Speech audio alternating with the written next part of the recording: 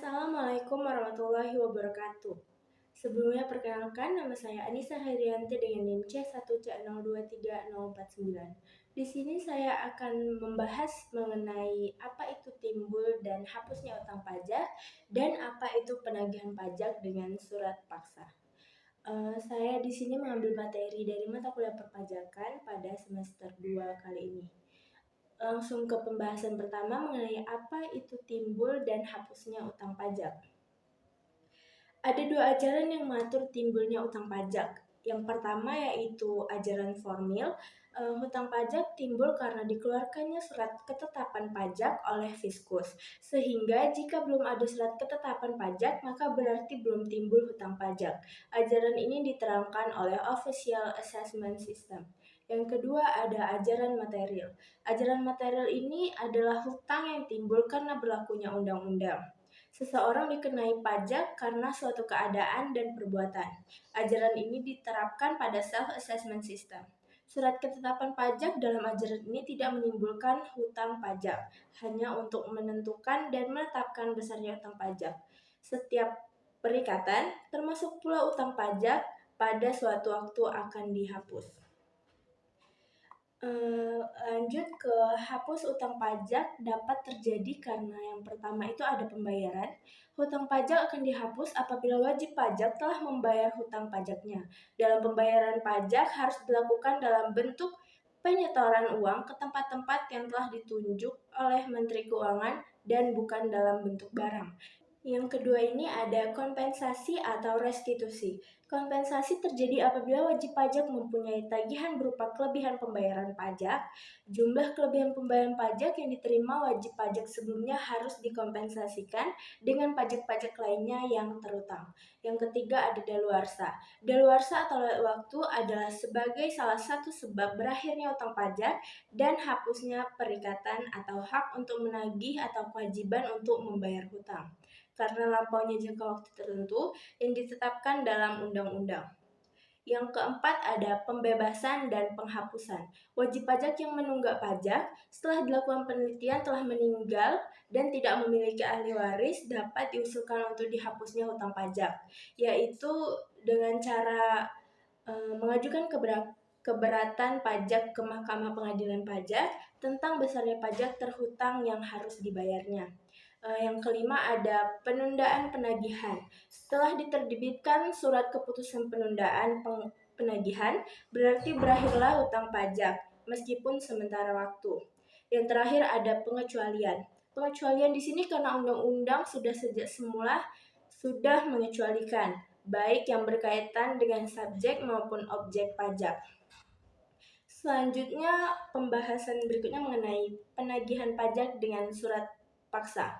Surat paksa ini diterbitkan apabila yang pertama penanggung pajak tidak melunasi hutang pajak dan kepadanya telah diterbitkan surat teguran atau surat peringatan atau surat lainnya yang sejenis.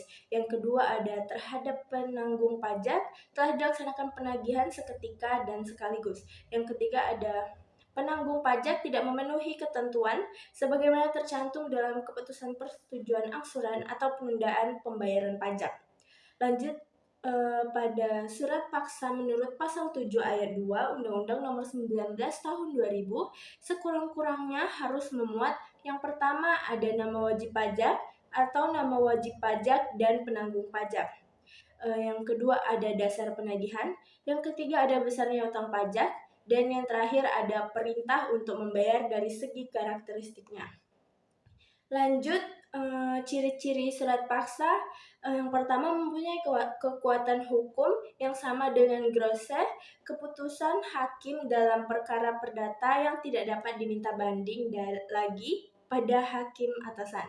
Yang kedua ada mempunyai kekuatan hukum yang pasti. Yang ketiga ada mempunyai fungsi ganda, yaitu menagih pajak dan menagih bukan pajak. Yang keempat ada dapat dilanjutkan dengan tindakan penyitaan atau penyandaraan atau pencegahan. Surat paksa dikeluarkan segera setelah lewat 21 hari sejak tanggal surat teguran. Apabila penanggung pajak atau wajib pajak tidak melunasi hutang pajak yang harus dibayarkan. Lanjut ada dalam hal wajib pajak orang pribadi, surat paksa diserahkan kepada yang pertama itu penanggung pajak di tempat tinggal, tempat usaha, atau di tempat lain yang memungkinkan. Yang kedua ada orang dewasa yang bertempat tinggal bersama ataupun yang bekerja di tempat yang sama. Penanggung pajak apabila penanggung pajak yang bersangkutan tidak dapat dijumpai. Yang ketiga ada salah seorang ahli waris atau pelaksana wasiat atau yang biasa mengurus harta peninggalannya apabila wajib pajak telah meninggal dunia dan harta warisan belum dibagi.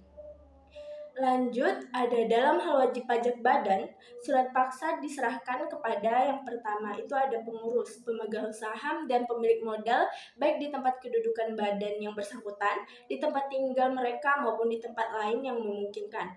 Yang kedua ada pegawai tingkat pimpinan di tempat kedudukan atau tempat usaha badan yang bersangkutan apabila juru sita pajak tidak dapat menjumpai salah seorang. Yang ketiga ada dalam hal wajib pajak dinyatakan pilot. Surat paksa diberitahukan kepada hakim pengawas atau balai harta peninggalan dan dalam hal wajib pajak dinyatakan bubar atau dalam likuidasi. Surat paksa diberitahukan kepada orang atau badan yang dibebani untuk melakukan pemberesan atau likuidator. Yang keempat ada dalam hal wajib pajak menunjuk seseorang kuasa dengan surat kuasa khusus untuk menjalankan hak dan kewajiban perpajakan. Surat paksa dapat diberitahukan kepada penerima kuasa yang dimaksud. Apabila pemberitahuan surat paksa sebagaimana dimaksud di atas tidak dapat dilaksanakan, surat paksa disampaikan melalui pemerintah daerah. Kesimpulan yang dapat saya sampaikan dari pembahasan materi yang sebelumnya sudah saya jelaskan yaitu untuk mengetahui dan menentukan kapan timbulnya utang pajak dalam teori perpajakan terdapat dua ajaran. Yang pertama ada ajaran utang pajak material dan yang kedua ada ajaran utang pajak formil.